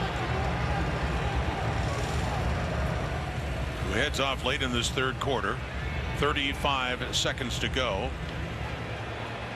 Montreal leading it by 13 points. The Bombers with the ball and on the move down to the Alouette 37.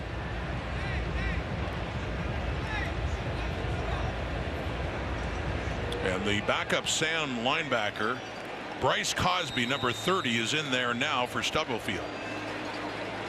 Cosby in his first year at a Ball State. Try it with the Raiders last year. Three-man pressure, dumped off to Oliveira. Go right at down, him. yeah, shy of the 30. They go right at him. Go right at Cosby. Got a newcomer in there, guy in his first year. He's playing right near the line of scrimmage.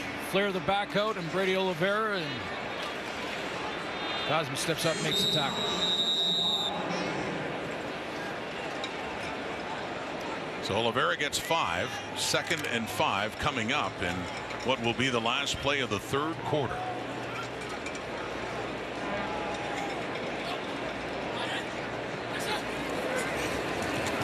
It's again a 3-man rush. Lots of time. Collaros. Pressure coming. Adeyemi Berglund nearly got him. He does get it away, but it sails out of bounds. Incomplete. And a 3rd and 5 to start the 4th quarter for the Winnipeg Blue Bombers. They're at home to start a new season. 4 straight West Division titles. But in tough right now against the team that beat them in the Grey Cup last November. Montreal will lead it heading into the final 15. Matcher, they don't like it that way, but there is some carryover here, Glenn, and that's how good Montreal's defense has been against Winnipeg's offense. Well, they have. I mean, every time it seemed that the Bombers and Zach Collaros would get something going, the Alouettes would generate a turnover. They got 3 so far with the 4th quarter to go, but I don't think it's over. This is a veteran team. This is the oldest team in average age in the CFL, in the Winnipeg Blue Bombers, and they're not done yet. They got a quarter to go in striking range, and the task on the road for Jason Moss's crew is to finish. And Sergio Castillo is out to see if they can put 3 on the board and get a little bit closer right now as this 4th quarter begins. He missed a field goal try earlier that turned out to be a safety. Letcher took it out and went back in again. So 18-5. This is to make it 18-8 in a 10-point game from just inside the 40. For Castillo, he is wide left again, and that one sails right out. So the second miss for Sergio Castillo, normally quite reliable, as mentioned, over 90% last year he had clicked on. So that's just 1 point on the board now, and an 18-6, still 12-point lead for the Alouettes. Jamison Sheehan is the holder. We'll take a look at the hold. Looks like the hold was where it was supposed to be. I didn't see. Often, if the hold is off, the kicker will look directly at the holder immediately after the kick. And this is from a guy who used to hold. You held for Dave Ridgway in Saskatchewan. One of the most famous field goals in Grey Cup history. I got that look a couple of times. Yeah. What do you think you're doing with that? Cody Fajardo, 12-point lead, 4th quarter. And Tyson Philpott, and good yardage after the carry for Philpott. Now that's his 5th catch of the night. Number 1 in the CFL last year, and when you take a look at his completion percentage and how close it was to the 09 season with his OC Anthony Calvillo. As Fajardo just keeps it on the 1-yard carry, and there he is, one of the greats of all time. And the Alouettes had a 13-year drought after Calvillo. The Alouettes had won back-to-back in 09 and 10. Didn't win again until Fajardo was quarterback last year. Different guys, but Cody Fajardo, he took some sacks, wanted to protect the football, but that completion percentage, outstanding. Number 1 in the league. And Calvillo, number 1 all-time in passing yards in CFL history. Here comes Willie Jefferson, and in a hurry, dumped off to Walter Fletcher, but the Alouettes go backwards there.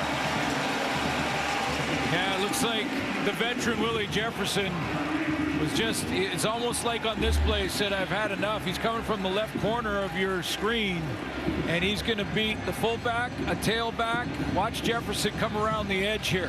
He's going to beat a couple of them. One to the outside, another to the outside. You're not going to stop him. And it just rushes the play for Cody Fajardo, and they don't have a shot to execute. And number 5 has been a nightmare for Cody Fajardo over the years, especially going back to Fajardo's days with the Riders. And that rivalry between Saskatchewan and Winnipeg. Fajardo knows him well. 3-man rush. Fajardo just decides to run it. Brandon Alexander quickly coming in, the safety, and takes him down out of bounds. Alouettes want a flag, and they get one. Late flag. I think like Brandon Alexander made a good clean tackle.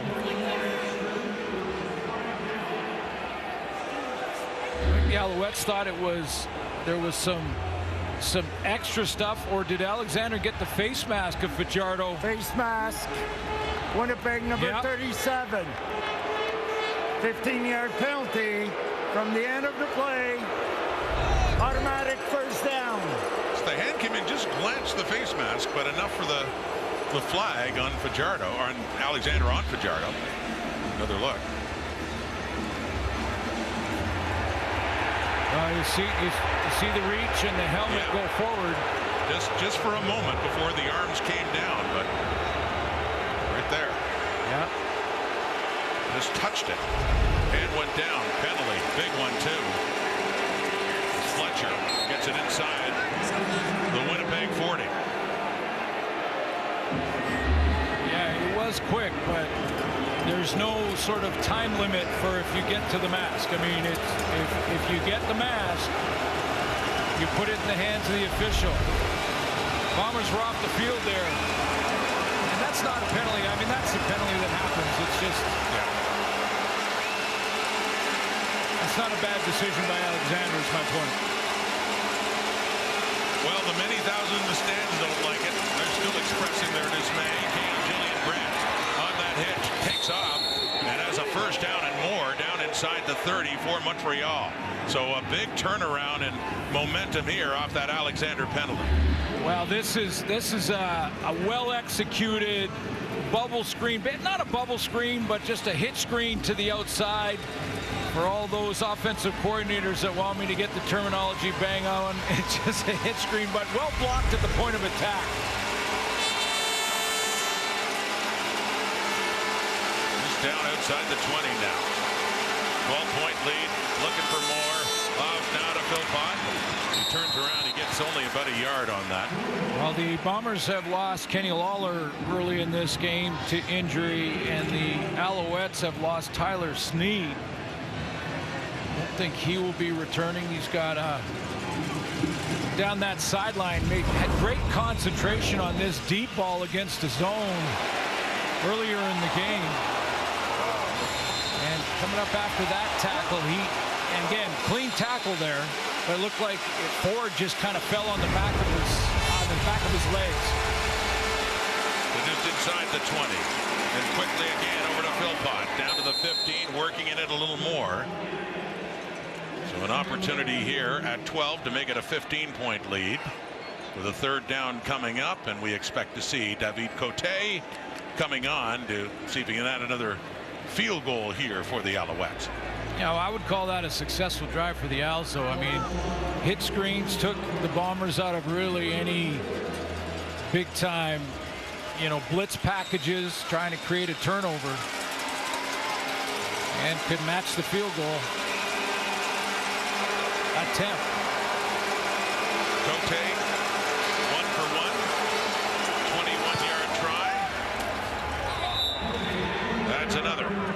So 9:52 in the clock here at Princess Auto Stadium, and it's now a 15-point. Still time for the Bombers, but that offense has to get to work. Now, they're down 2 scores still, but it's a 15-point game for Zach Collaros. Faking to Dembski, dumping it off to Oliveira. He's taken down, coming in, Tyrell Richards on the tackle after a pickup of about 5-6 yards. Real good tacklers, close quickly. Veteran secondary. This is an outstanding defense. Montreal made some nice additions too. Derek Wigan is a great addition in the interior of that D line. Got a rotation there. Avery Ellis also rotate in. They spotted the ball at the 44, so actually a 2nd and 6 after a 4-yard carry on that pass to Oliveira. So here's Collaros again. He completes it. No, he doesn't. Intended for Schoen, and all over him like a blanket is Darnell Sankey. Yet to lose as a member of the Alouettes. I mean, his arrival coincided with that long winning streak, capped off with a championship. Well, and he walked it like he talked it. I mean, he had that speech I mentioned off the top, and then Darnell Sankey in the semifinal, 8 tackles, an interception, and 2 sacks. In the finals, 6 tackles and an interception.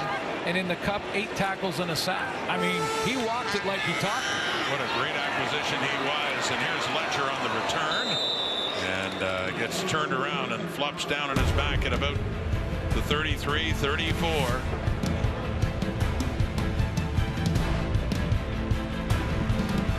You can watch the cup. Welcome CTV. A flea flicker here. Fletcher back to Fajardo. Wide open. Fooled the Bombers. Tyson Philpott has touchdown number 2. What a play by Montreal as the Alouettes are pouring it on with a little trickery.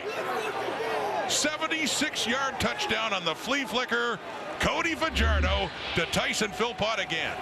You know, Fajardo sees that the DBs are coming down towards the line of scrimmage. That was Diedrich Nichols that I just drew coming closer to the line of scrimmage. He knows the Bombers. He and Jason Moss, Anthony Calvillo know the Bombers are desperate to make something happen defensively. They want to get after it. They want to try and sack Cody Fajardo, maybe cause a fumble. So why not play into that? Go with the flea flicker. The great call. Outstanding call. It's like those two have connected before. Fajardo and Philpott again, and Cote the point after. And that is wide left, so no point after that time. It remains 27-6, but still a 21-point lead now for the Alouettes. Near the halfway point of the fourth quarter. Wow, Tyson Philpott just picking it up where he left off at the end of Grey Cup 110. Well, watch Philpott sell this. You got to be a good actor here. The Oscar goes to Tyson Philpott. Watch him hold it there. Now, where are the eyes right here of Tyrell Ford? They're back in the backfield on this run play. Whoa, hey, wait a minute. Where's my guy? He's gone. He is gone.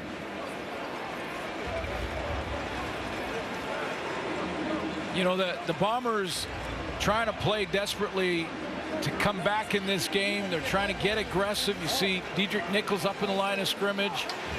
The DBs got their eyes in the backfield trying to make something happen. And that's why this is such a great call at that time to go with that play, get the DBs peeking, and get in behind them. Perfect call at the right time, and Fajardo celebrates it there. Touchdown pass. Jalen, that's for you. Show me what you got this weekend. Let's go. Talking to his brother Jalen. The Calgary Stampede. Yes, sir. Tomorrow night. I thought we were playing, bro. The Stamps are playing Hamilton Tiger Cats, so one of the twin Philpotts off to the races in 2024 now. He has 117 yards receiving suddenly on that second touchdown grab. So the hole is that much bigger for the Winnipeg Blue Bombers, down 27-6. Just over 8 minutes to go here in the fourth quarter. Philpott's getting a nose for the end zone. The last 4 games of the regular season, he scored a major. First game of this regular season, he scores a couple of majors. Yeah. And that was the longest catch of his career, 76 yards. And some nice acceleration at the end of that one, which is why we need a little oxygen. Yeah. And a little O2. Get back up. Yeah. Good call. So, good call. So Tyson gets the oxygen. Cody, he gets on the phone, talks that one over. Nick Dembski now. Well, I think he just went up to AC there and said, yeah, I like that one. Yeah, that one worked. That was a great call. Now right to the O-line. Yeah. Let's go. Keep them fired up. You know, this was a team a year ago that they had a lot to prove, and certainly at the start of the season, that's knocked down on the line of scrimmage. Another case in point, though, with what happened last year, the way it ended, how much does that affect a team's confidence, even with a lot of the same personnel coming into a new year? Well, you know, we've talked about some of the young players for Winnipeg here tonight, and they don't have that experience. Like even the young players in Montreal, the second-year guys. You know, I think of the corner, Kavion Ento, who's just a second-year guy, but he has Grey Cup experience. He has playoff experience. He's played in the big games, and by the way, had a big pick in the big game in the Grey Cup. Those young guys have all that experience, and that gives you confidence. Guy Letcher has some too for what he did late in the season for the Alouettes. Some big returns. But Tyson Philpott, in his 3rd year out of the University of Calgary, in the heels of that Grey Cup winning touchdown, is apart for Tyson Philpott here in the opener. A couple of touchdowns courtesy Cody Fajardo. Well, for a lot of Montreal fans, I'm sure they're saying, hey, we lost Austin Mack, so who picks up the slack there? Could very well be number 6. He certainly has tonight. #1 target for Cody Fajardo. Couple of majors, finding the end zone, good breakaway speed. And it looks to me like he's really worked on his route running in the offseason, because he looks good there. And boy, did he sell that trick play. He sure did. Not bad at stringing a couple of games together, too, isn't he? Of course, the other one was a little while ago. On the carry is Mulder Fletcher. But a 27-6 game right now.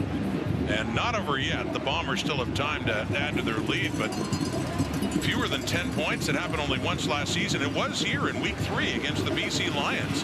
BC beat them 30-6, and they certainly bounced back after that, went 14-4, but not something you see, especially here in Winnipeg, very often.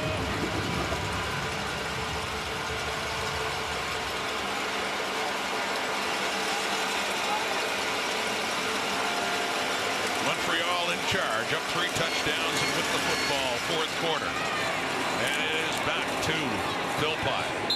He had his breather, and he goes to work again. Another good amount of yardage after the catch as well for Tyson Philpott.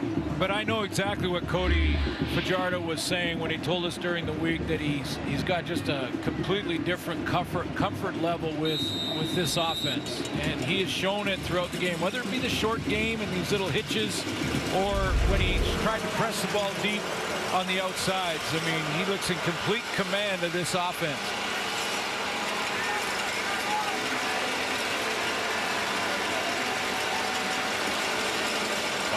Minutes to go. Little deception, handing off to Fletcher, gets it up across the 30. 2nd down coming up. But I'll say this, and you know, this is not an excuse. You don't have to give an excuse in week 1 to a team that's been to the Cup 4 straight years in a row and won 2 of them. So that's not what I'm trying to do. But missing Adam Bighill in the middle is big for this defense. I mean, his leadership is one. Pre-game, he's working on it. He's trying to get back. But his athleticism, people forget that he'll go on a blitz on one play and drop back into the middle third on another, because he's that versatile and that good. And it just opens up the defense in a big way for Winnipeg. And he, of course, wasn't in the lineup tonight. 2nd and 5 at the 32. Complete first down, you know who. Philpott again. What a night he is having. Tyson Philpott just keeps it going. And another thought about Bighill, too, as you pointed out earlier, it's not just what Bighill does himself on the field, but the leadership, the influence he has on the rest of his team. Well, exactly. You know, when Terrell Bonds or Tyrell Ford, the young corners, come back into the huddle, and, you know, their eyes are big and they're saying, wow, you know, Philpott's making some plays here. That's when a guy like Adam Bighill walks over and says, hey, hey, hey, play like you didn't practice. Let's go. Don't worry about that. Get ready for the next one. And maybe jump a route. Go ahead and jump a route. You hear your captain say that, you feel pretty good, and it helps. Fajardo escapes for a moment with some heat coming in on him, but ultimately he is down. And a 2nd down coming up. Fajardo does not want to be forced into an errant throw, and Willie Jefferson got in that lane. Jefferson led the league last year in knockdowns. He's got that long reach we've talked about many times. And Cody Fajardo being safe with the football was a good decision. And as said, Fajardo has a lot of experience trying to duck underneath and get away from number 5. 2nd and 10 now. The Alouette 44.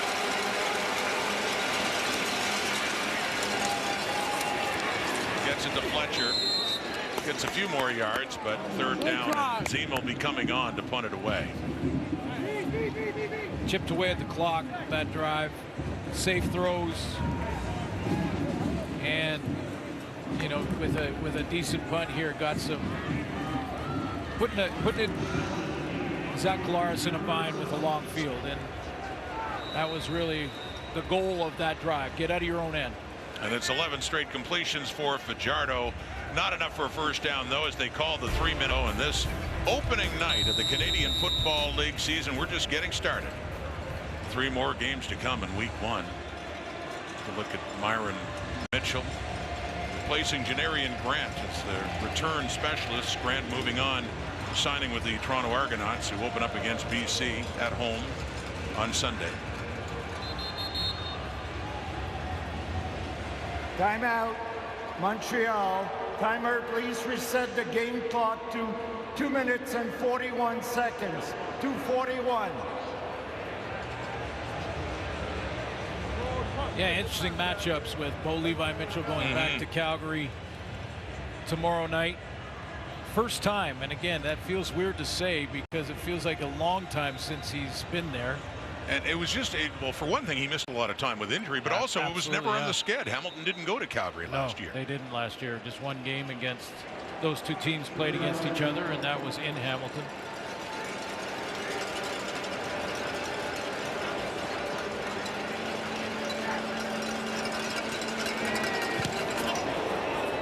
Zima to punt.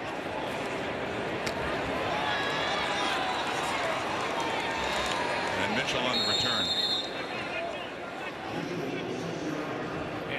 And then we head to Edmonton. Yeah. And is that going to be a star-studded affair or what? I mean, the likes of Warren Moon, Ricky Ray, Willie Pless, Brian Kelly. And Matt Dunnigan's going to be there too, of course, Matty, right? our Matty, you know, many others, Damon Allen. I still have nightmares of Brian Kelly. Yeah. Boy, the legends of that franchise is past. I mean, yeah, you start rattling off those names, and we're just scratching the surface here. Well, it's all the greats in the Edmonton organization that once won the Grey Cup 5 years in a row. Yeah, and you think about it, it's you know, it's kind of a tough draw for Saskatchewan. Not insurmountable, obviously. And I think they're real excited about their team with Trevor Harris coming back, but you know, and is healthy. The preseason proved that. So Trevor Harris be ready to run an offense with A.J. Ouellette in the backfield. Right. And that's going to change things in a big way for them. So it's not insurmountable, but the Edmonton Elks are a desperate football team. I mean, anyone that's played on that team in the last couple of years, maybe the newcomers won't get it, but I mean, they got to get off to a good start. Let's be honest. Really need to. 4 wins in the last 2 years. Yeah, doesn't sit well. This is the 3rd season for Chris Jones with Edmonton. But yeah, it has been a while. In fact, their last playoff appearance, Jason Moss was their head coach in his final of 4 years when they won it in Montreal. They won a playoff game. It's caught again. You saw Johnny Augustine, the running back, and that is caught by Pokey Wilson. There's Pokey Wilson on Ontaria Wilson in his debut in the CFL, and a new receiver for the Bombers. But mentioning Mosso, yeah, that was the last time Edmonton ended up losing in the Eastern Final as a crossover team to the Hamilton Tiger Cats. Collaros, 2 minutes to go. Getting chased down. It's deflected. It falls incomplete. Of course, that Edmonton game will have the debut as a head coach of Corey Mace. Formerly with the Argos. And A.J. Ouellette. Yeah, A.J. Ouellette, as I mentioned. And yeah, so, you know, again, I think it's going to be a great matchup. The Edmonton Elk will have all they can handle, but they're going to play with a sense of urgency. McLeod Bethel-Thompson back in the league. I'm sure Trey Ford will still be involved in that offense in some way or another. And yeah, this should be a good battle there. And then we finish off the week with BC and Toronto. A lot of expectations on the Lions. Be curious to see how the Argos respond. Cameron Dukes will be starting at quarterback. 3-man rush. As time winds down for Collaros. Lots of time, but nowhere to go. And he just ends up heading out of bounds. So yeah, good slate. Good to see it all getting going again. And our newcomer, our rookie on the panel, Enoch Mwamba. It'll be his night in Toronto. Yeah. To honor. And again, Farhan said it off the top. We're dedicating, all of us, the entire season to our buddy Dutchie. I know he's watching, and I think back to Dutchie handing out the awards. I'll never forget that. With his and Mwamba with the tears in his eyes stepdaughter, and yeah, I felt so good for Dutch coming back to Saskatchewan, born in Regina, raised in Porcupine Plain, and it just, the way things converged, he had a chance to come home and host our Grey Cup coverage, and it's memorable for Enoch, of course, but you know, from the point of view of our broadcast family, I'll never forget that day.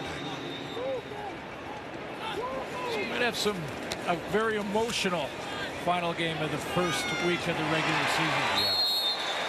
Caught by Schoen. Not much time left.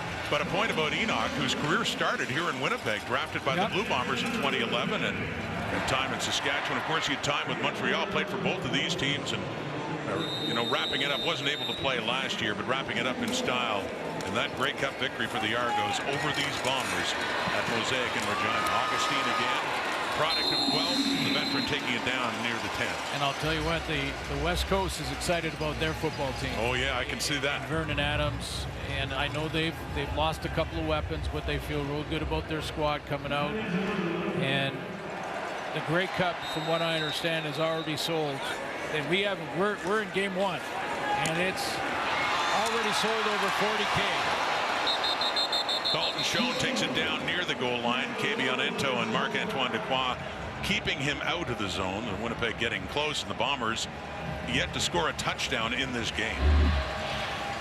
Yeah, they just want to get something to feel good about going into week 2. Get a score, get a major.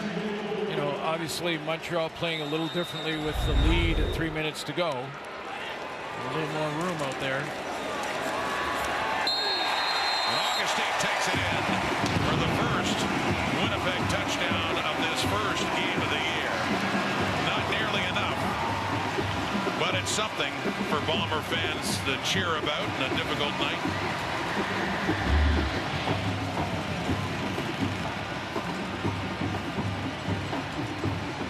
Yeah, they're going to figure it out. Veteran squad. Well, as said, I remember being here in week 3 when BC just dominated this Bomber team, won it 30-6, and Winnipeg turned it around. They ended up winning the division again at 14-4. So, and what a tough night for their kicker, Sergio Castillo. Yeah. Normally very reliable, one of the most accurate kickers in the league. He's missed a couple of field goals left, and he misses that point after right. That kind of night as some boos start to rain down here. Well, he hit on 90% last year. Yeah, just a little over 90. Long of 53. So again, a lot of what we're seeing uncharacteristic of this Bomber team, obviously, but when it comes to the offense not being on track, I mean, that's something that looks like it's just a technique thing for Castillo, and I'm sure he'll watch himself on video and get that figured out. But you know, when you talk about the slow start and the offense being off track, a lot of has to go to that Montreal defense. Yep. They create turnovers at the right time, forced and drew some penalties that were costly to the Bombers. And now one of the leaders offensively is going up and down there. Zach Klar is telling everybody, one of his teammates, hey, don't worry about this one.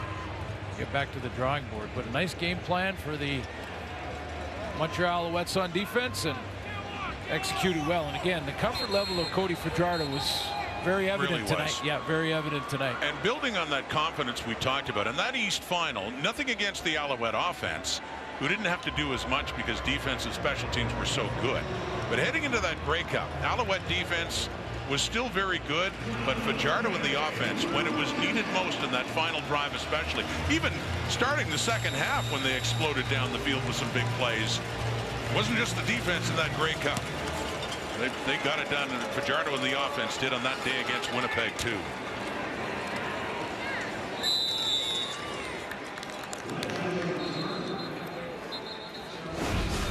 F1 makes its annual stop in Canada this Sunday with the Canadian Grand Prix at the Circuit Gilles Villeneuve and Ile Notre Dame in Montreal. It all begins at 12:30 p.m. Eastern, 9:30 a.m. Pacific time. F1 on TSN in Canada. Canadian Football League, night 1. Great to have you back. Great to be back watching the Canadian Football League in play. 1 of 4 this week, and it's gone the Alouettes' way just like it did back in November. Play out this final minute. Walter Fletcher.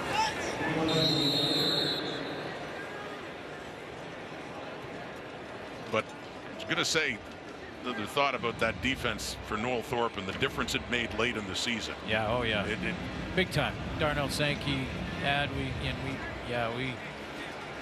but you know, when I look at Philpott and I think about the ceiling, like think about what is possible. I mean, Jalen, you're up, by the way. Yeah. I know he's watching. I was just going to say, unfortunately for Jalen, at the start of his career, a lot of injuries. So hopefully he can stay healthy. So well, what a night. What a night for Tyson. Proud parents, too, I'm sure. Talked last year about Corey Philpott, who won a Grey Cup with the BC Lions back in 1994.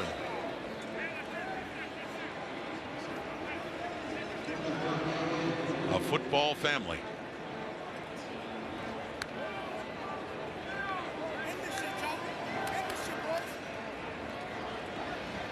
And you know, when we have our talks with the teams before the game, and we were talking to Cody Fajardo and we asked about Philpott coming to camp and how he looked, and it's not in what they say but how they say it sometimes. And Cody Fajardo got almost giddy. Yeah. You know, he's answering the question. Oh yeah, but his tone went up. It looked like he was visibly excited about talking about what could be possible for Tyson Philpott. It's just one game. It's a start, but it was a great one out of the gate.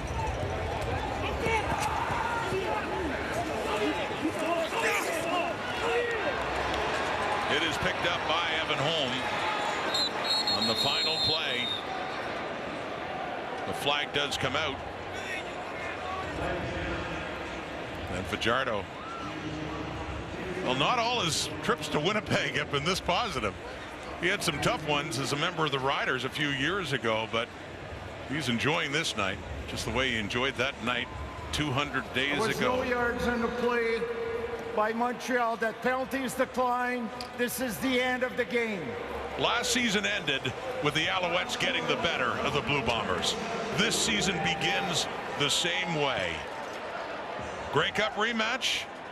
Well, it's Montreal doing it again. Cody Fajardo celebrating again, and his favorite receiver is the one who caught that Grey Cup winner back last November, Tyson Philpott.